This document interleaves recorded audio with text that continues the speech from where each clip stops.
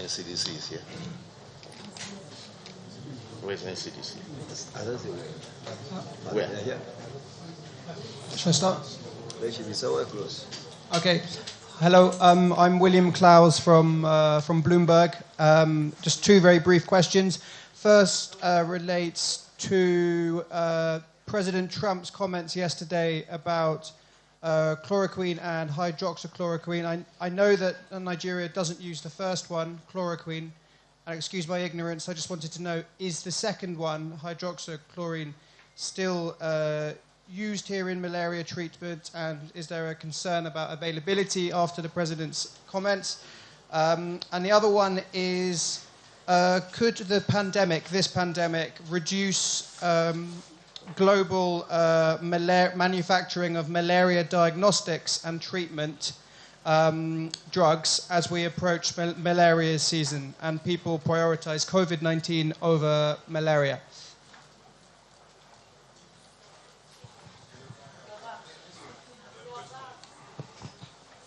Good afternoon, Honorable Minister of Health. My name is Joseph Kadri. I report for ITV.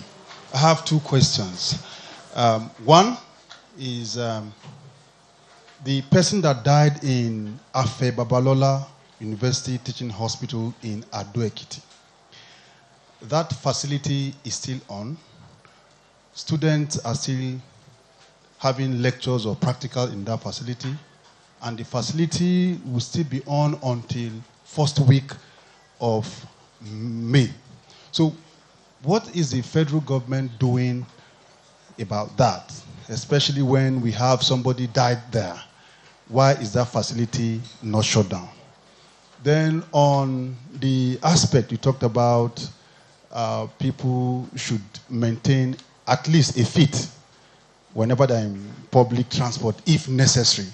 In the FCT here, you discover that commercial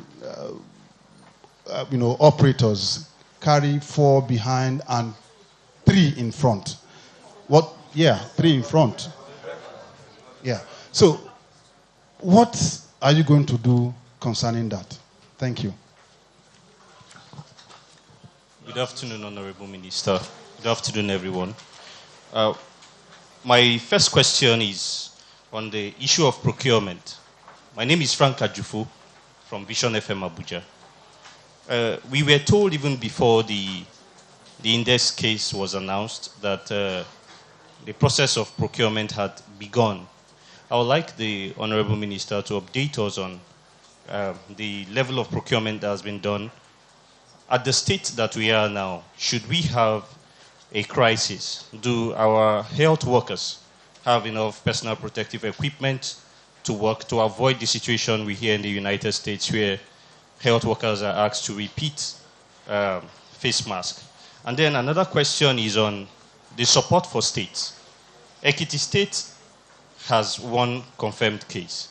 And I was told from what I heard and watched on TV that there is an isolation center of about 8 bed spaces.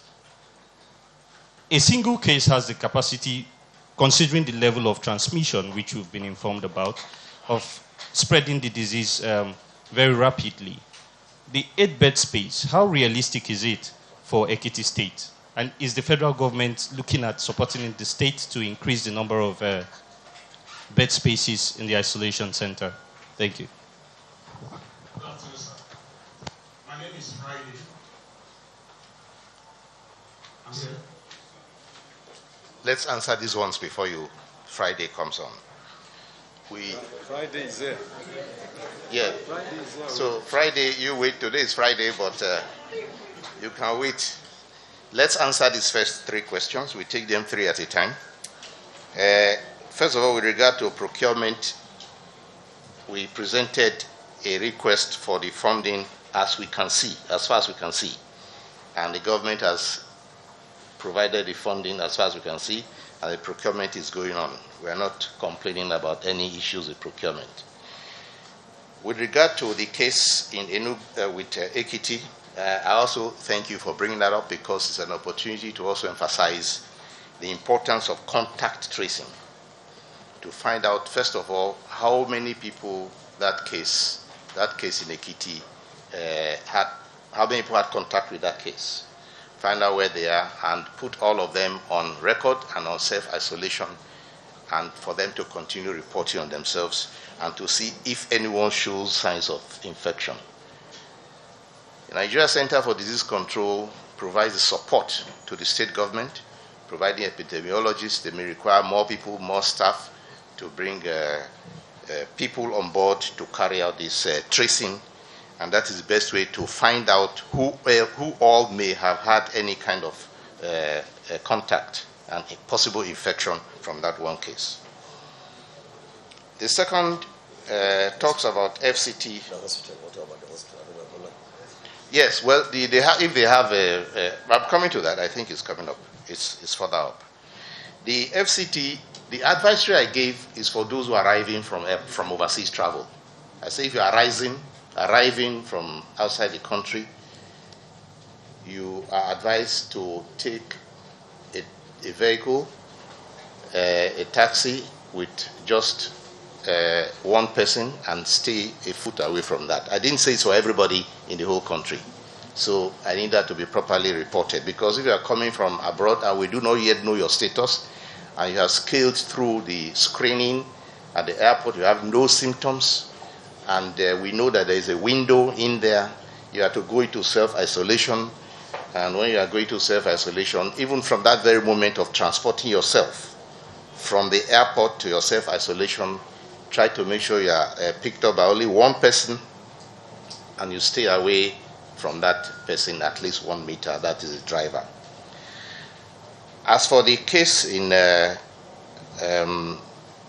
Babalola, Ado-Ekiti, that case, that fatality is not reported among us because we could not confirm that fatality as connected to coronavirus. Our testing showed negative for that person. It was done 2 times.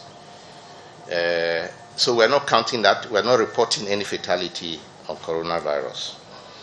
The intensive care in all places need to be prepared and beefed up. We have said that repeatedly. And we hope that the cases in Ado-Ekiti will be also detected and found out. I personally am hopeful that the contact tracing, if done early and fast, will yield the suspects, and at the same time hope that that is not a large number. But wherever support is needed, it will be provided. The other is about chloroquine. We no longer use chloroquine in Nigeria.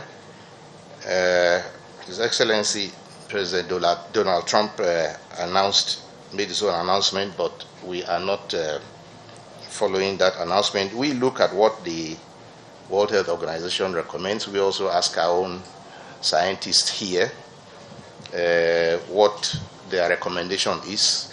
And so far, there are things that have been said about chloroquine, that it was active in vitro tests and not proven to be active in vivo. That's what we know so far. The situation might change. In vitro and in vivo, you want to explain that? So we are not necessarily going to look at that, but we are not ignoring it either, the possibility and the option. But of the cases we have so far, we have not been in a situation where we required to use chloroquine or any medication, largely supportive treatment.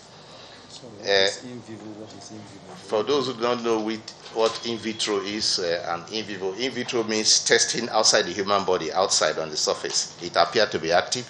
In vivo means actually testing it against the germ inside you, and it has not been proven to be so active. That is the information we have so far. As for hydroxychloroquine, we don't generally use that for that purpose, except for some immune situation. That's all. Next questions, please.